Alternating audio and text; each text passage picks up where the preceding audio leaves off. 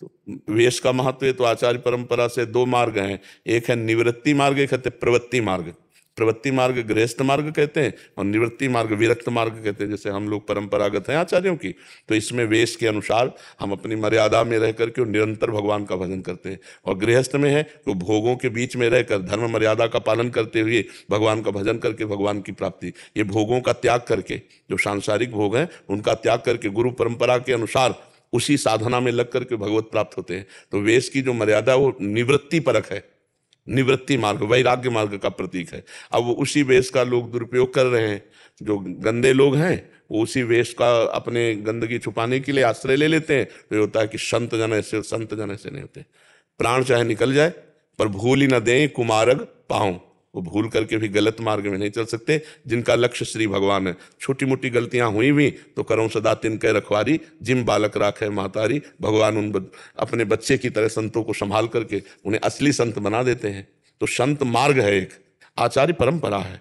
आचार्य परंपरा से जो विरक्त है उसी के आगे संत। अब किसी के विषय में क्या कहे, कोई भी नहीं, तो आचार्य परंपरा है हमारे वैष्णवों की, हमारे सन्यासियों की। आचार्य परंपरा से वेशभूषा लेकर आचार्य परंपरा की पद्धति से साधना करके भगवान को प्राप्त हो, ऋषि मुनि संत महात्मा, उनको ये पद्धति है। प्रवृत्ति मार्ग गृहस्थी मार्ग, निवृत्ति मार्ग विरक्ति मार्ग। समझ पाए आप क्या पूछना चाहते हो? महाराज कह रहे थे सोते हुए जप या ध्यान कैसे हो सकता है? पहले तो नींद को काबू में करें, लेटते ही सो जाओगे। शवासन में जैसे लेटा, साधु महात्मा इसी पर प्रवीण होते, पड़े हैं तो भगवान में, खड़े हैं तो भगवान में, चल रहे तो कबीरदास जी कहते ठाड़े बैठे परे उताना, कबीर कहाँ हम रहे ठिकाना। ठिकाना अर्थात परमात्मा चिंतन में रहते हैं। अब जैसे आप शयन के लिए गए और आप तन्मयता पूर्वक भगवान का चिंतन कर रहे हैं, पहले तमोगुण पर विजय प्राप्त करें, नहीं तो जाते ही थोड़ी देर में नींद आ जाएगी। नींद आ गई तो फिर सो गए। तो तमोगुण को कब्जे में करने के लिए पहले सतोगुण भोजन करें, सतोगुण सात्विक भोजन। अब भोजन की तो बड़ी समस्या है, सात्विक भोजन मिलना बड़ा कठिन हो रहा है। नहीं, जो सात्विक चीजें उनमें गंदी चीजें मिलाई जा रही, जैसे मानो दूध है, पता नहीं दूध है कि केमिकल है कि क्या मिलाया गया है। घी है, पता नहीं चर्बी मिली है क्या मिली, कुछ भरोसा नहीं है ना। जो हमारे सतोगुणी चीजें हैं वो तो सब घोर अशुद्धता मिलाई जा रही, घोर अशुद्धता। तो सतोगुण भोजन बड़ा कठिन हो गया। अब रजोगुणी और तमोगुणी की बाढ़ है।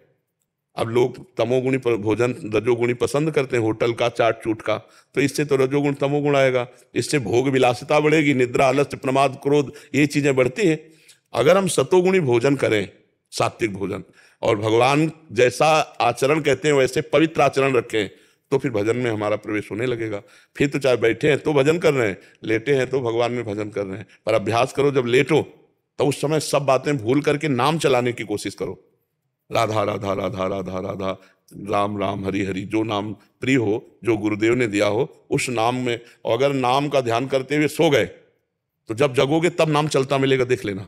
तो बीच का जो शयन हुआ वो निद्रा समाधि स्थिति, वो भी आपका भजन माना जाएगा, वो भी आपका भजन। रात में सोते समय जरूर भजन करना चाहिए। पर जो लोग रजोगुणी तमोगुणी होते हैं उस समय मोबाइल देखते हैं, गंदी बातें देखते हैं, गंदे विचार करते हैं, क्योंकि एकांत होता है नींद के समय। उस समय विकारों की बाहुल्यता आ जाती है, या तो विकार क्रिया करते हैं, या विकार दृश्य देखते हैं, या विकार चिंतन करते हैं। उस समय चाहिए एकांत में भगवान के चरणारविंद में चित्त को जोड़ना। कोई बिरला होगा, हजारों में कोई एक होगा जो ऐसा करे, नहीं तो उस समय तो मनोरंजन करते हैं।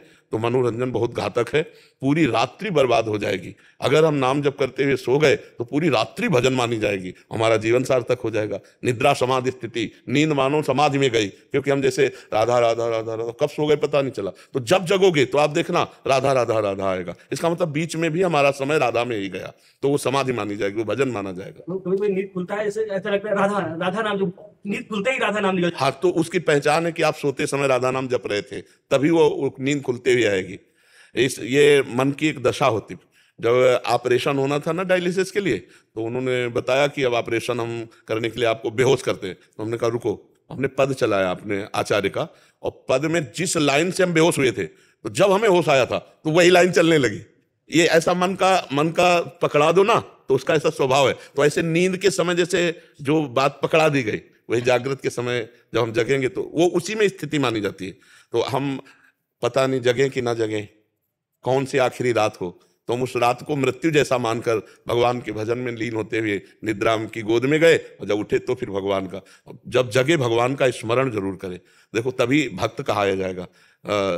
जब देखा कि विभीषण जी तो राम नाम ते सुमिरन कीना, हृदय हरस कपि सज्जन चीना, ये सन हट करी हो पहचानी, और साधु ते होए ना कारजान। जो उठते ही राम राम बोला तो समझ गए ये भगवान के भक्त है, इन साधु से मिलने से कोई कार्य की हानि नहीं होगी। राम नाम ते सुमिरन कीना, हृदय हरसि कपि सज्जन। हनुमान जी समझ गए ये साधु है, क्योंकि उठते ही भगवान का नाम कोई सज्जन पुरुष साधु ही लेता है। तो सोते समय, उठते समय, भोजन पाते समय, जब भोजन सामने आवे तो भगवान को अर्पित करके दो चार भगवान के मंगलमय नाम लेकर और जय जयकार करके तब पाना चाहिए। इससे बहुत बुद्धि शुद्ध होती है, जीवन बड़ा आनंदमय होता है। विचार पॉजिटिव हो जाए ना तो हम गरीब भी हों तो आनंद पूर्वक जिएंगे, और विचार निगेटिव है ना तो करोड़ों रुपया भी हो तो भी जलते रहेंगे। हमारा दिमाग स्वस्थ होना चाहिए। अगर दिमाग स्वस्थ है तो सब स्वस्थ है, और दिमाग अस्वस्थ है तो सब कुछ होले पर बेकार है। अशांति बनी रहेगी ना, अशांत से कुता सुखम, जो अशांत है वो सुखी कहा है। तो सुख तो भगवान करुणा सिंधु, उनका नाम, उनका रूप, उनकी लीला, उनका धाम, उनके आश्रय, उसी में सुख है। ये भव समुद्र भगवान के तो रचा हुआ है, और भगवान से विमुख होकर कोई गंदे आचरण करके कभी सुखी हो सकता है क्या? लोगों को भ्रम है कि हम पाप कर्म करके, अधर्म करके, घूस लेकर बहुत सुखी हो जाए। कभी नहीं सुखी हो सकते, चाहे जितना एकत्रित कर लो। अधर्म से कभी सुख नहीं मिलता। अधर्म का फल है अशांत, अशांत वाला पुरुष कभी सुखी नहीं रहता, और धर्म का फल है शांत, और शांति में ही सुख है। जिसके हृदय में शांति उसी के, और शांति उसी के हृदय में जो भगवान का भजन करता है। सिया राम दास जी।